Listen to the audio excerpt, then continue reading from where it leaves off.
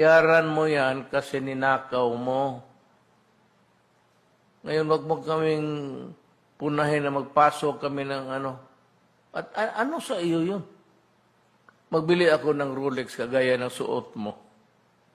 Would it erase your criminal liability of malversing the 86 million? Kung sakali gusto ko bumili talaga, pipilitin ko. I have to get it from the savings, my savings. Pero hindi naman, kaya ko naman siguro maabot yan, yung relo na sinusuot mo. Ang problema, Gordon, bayaran mo. Kasi kinakailangan ng gobyerno. Dahil magbili pa tayo ng maraming bakuna. Alam mo yan. Kulang ang pera natin.